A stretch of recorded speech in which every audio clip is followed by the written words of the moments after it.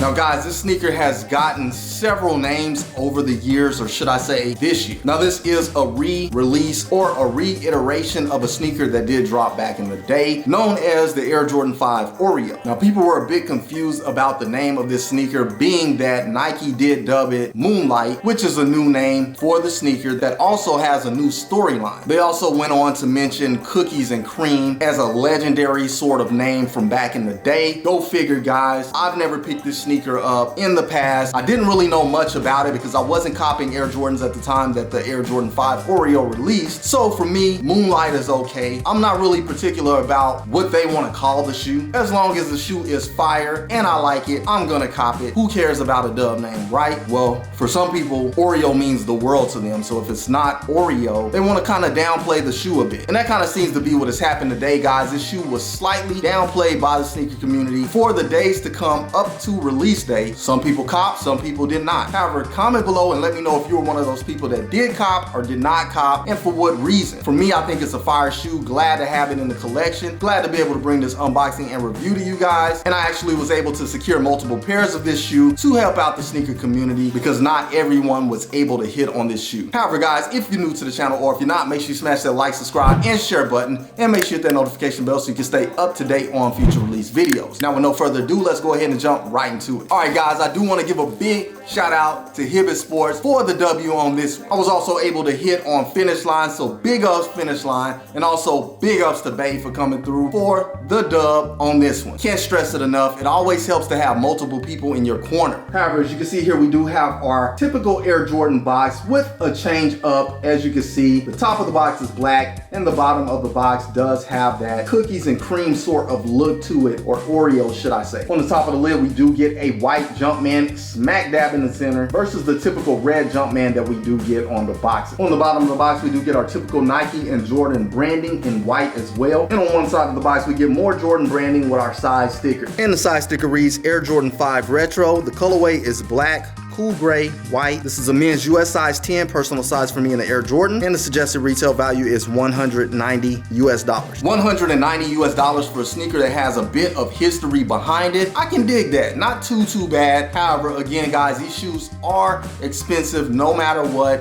190 bucks is a lot of money for a sneaker, so a lot of people did not cop for that specific reason, that it just wasn't as good as they would have liked it to be in, or it wasn't named correctly for them to warrant spending $190. Now, as far as that box goes, I did pick up some GS pairs as well, and on the GS pairs, we do get a different box. As you can see here, they gave us the standard Jordan 5 box with the cement print, as well as the red Jumpman on the top of the lid. Why they do that with the grade school boxes, I have no idea. However, I do know that grade school sneakers are a bit lower on the retail market, therefore maybe they're not putting as much into it for the simple fact that they're keeping the price down.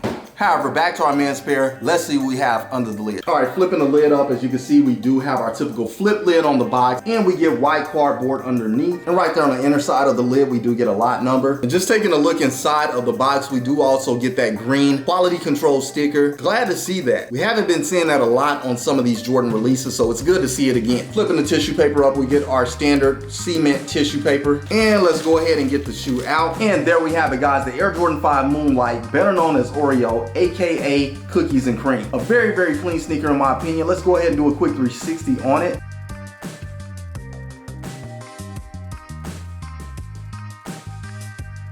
All right, guys, now my first impression of the shoe in hand was, damn, it's dusty. Now this sneaker does sport a nubuck upper, and it is black, as you can tell, primarily all black on the upper. However, it is not that jet black that we are used to seeing on some of the Air Jordans. I mean, it sort of is, but it's sort of not. It does have a dusty look to it, and I'm pretty sure some pairs are more dusty than others. Comment below and let me know how you guys feel about that. Do you like the dusty look to the nubuck, or do you like the jet black clean look to the nubuck? I know there are different grades of nubuck, different sort of texture to nubuck, but how some are dusty and some are very clean and jet black beats me, boggles my mind. I'm not sure. However, enough rambling about that. Let's go ahead and look at the shoe in depth. All right, starting with our outsole, as you can see, we do get an icy translucent outsole in the forefront of the shoe, as well as we get there in the heel of the shoe. Very clean. Love the icy look on that. However, right here in the centerpiece of the outsole, we do get a little bit of black paint. Going up to our midsole, we do get a white midsole, and as you can see inside of the air bubble here, we do get white inside of there as well. Here on the fighter plane teeth, or shark teeth as some people call it, we do get that Oreo white speckle paint on the black painted area. I'm digging that a lot. It does give it that Oreo vibe, and this is what pretty much gives the shoe its name. However, here on the forefront of the midsole, we do get some black stitching. How do you guys feel about that? Would you prefer it be white, or do you like it black to give it that sort of contrast? For me, it's not a deal breaker. I think white would have been a little bit more clean, but the black does give a contrast to blend with the rest of the shoe, so I'll take it as it is. Going up to the upper, again, as I mentioned, we do have primarily black upper on the shoe in that nubuck material that is a bit dusty. Probably doesn't show that way on the camera, but it is not as jet black in person, which is okay with me. Here on the netting cage, we do get a translucent netting cage. Very, very nice. Not sure how long it will take for that to yellow, but so far it's looking pretty clear and clean. On our eyelets here, we do get blacked out eyelets. Digging that. And going around the sock liner here, we do get a white sock liner that will not stay clean, guys. I can tell you now, it's gonna get dirty. Why they didn't put a black sock liner on this shoe initially, I have no idea, but it does look kind of cool to be white. It's just not gonna stay clean for long. However, that pretty much wraps it up for the lateral side of the shoe. Moving along onto the medial side of the shoe, we get a very similar look as the lateral side, just a little bit of a difference on our midsole. However, on that little triangular area, we do get some more of that Oreo cookie or cookies and cream sort of look. Very clean, but other than that, not much different on the medial side of the shoe. Moving along. Taking a look at the shoe from the top down, as you can see, our white wrapping around our midsole, that dusty black nubuck going up the toe cap and toe box, and here you can see it a little bit better. Now, if I were to stroke this, it doesn't really have much of a stroke effect to it, at least on this pair. Maybe some other people's pairs do, I'm not sure, but it is what it is, guys. You definitely want to spray these down and kind of keep them in the box or keep them in a bag or something, or it will get really dusty. Moving on up the tongue, we do get more of that translucent netting cage up the tongue. I like that a lot. Standard flat black laces in place. And we also get this translucent lace lock. Very, very dope. Or maybe this is an aglet or lace lock holder. I'm not sure exactly what that's called, but the lace lock inside of there is actually black with a white Jumpman painted on it. And you can sort of see that right off in there. We also have a translucent Jumpman on this area as well. Going up to the top of the tongue, we do get some black satin. We also get a cool gray Jumpman stitched on there. Very dope. Unfortunately, this sneaker did not come with a 3M tongue. Comment below and let me know how you guys feel about the 3M tongue on the Air Jordan 5. Would you prefer that on this shoe, or are you okay with the black satin? For me, it's a little bit change up, as most of my Air Jordan 5s do have that 3M tongue. I think the only other one that I have that doesn't is the top 3, but not a deal breaker. I like the black tongue, but I think it would have been a little bit doper if it was the black version of the 3M. However, that's not how it originally came, so that's not what's expected. Moving along. Onto the rear of the shoe, taking a look at the outsole, as you can see, we do get that translucent outsole, white midsole, black nubuck going up the back, and this time we get a stitched white Jumpman. We got a cool gray Jumpman on the tongue, then we get a white Jumpman on the rear. Not too sure what was going on there. Maybe if they would have kept it the same, it would have been a little more in sync. However, I'm not opposed to having those two. You guys comment below and let me know how you feel about that. However, other than that, not much more going on with the rear of the shoe. Moving along. As we always know, the interior of the Air Jordan 5 is tough to get to because the shoe is tightly laced with that lace lock. So I'll go ahead and explain it here, guys. We do have a white sock liner, as we mentioned earlier. We also get white on the back of our tongue in that mesh material, just like the sock liner. We also have a cardboard shoe tree in place, and we have a black insole with a white painted Jumpman, as well as our size sticker. And that pretty much wraps it up for the interior. Last but not least, onto the outsole of the shoe. As you can see, we do have a similar look to the Air Jordan 5 metallic. We get that blacked out center with Jordan text embossed right in the middle. We also get that translucent portion of the outsole with the traction with a black Jumpman underneath, and we also get more translucent area here on the heel. Very, very dope for the outsole. Love the Air Jordan 5 outsole. Just something clean, subtle, but very nice, having that translucent look with a big Jumpman underneath. Digging it a lot. However, guys, you just saw right here on All About the Sneakers, the Air Jordan 5 Moonlight, better known as Oreo, aka Cookies and Cream. Very, very dope sneaker in my opinion. Glad to have this one in the collection. I refuse to sleep on this shoe, guys. It is nice in my opinion. If you did, I'm sorry. If you happen to regret it down the line, maybe you won't, who knows. But if you have a chance and you think you may regret it down the line, go ahead and cop it now, guys, before it shoots up on the resale market down the line. Right now, resale is not too extreme at all, not far from retail, so I'd grab it while I could if I were you. However, again, if you're new to the channel or if you're not, make sure you smash that like, subscribe, and share button, and make sure you hit that notification bell so you can stay up to date on future release videos. Also, when you get a chance, head over to IG and follow me at All About the Sneakers on IG, spelled exactly the way it is here on the channel with the Z on the end instead of an S. Now, as always, guys, I thank you all for tuning in and watching the videos. You rock with your boy, and I rock with your back, so I really, really appreciate you doing that. Smashing the like button, smashing the share button, and most definitely hitting that subscribe button and notification bell so you do stay up to date. However, that is all I have for this episode. Until the next episode, keep keeping it all about the sneakers.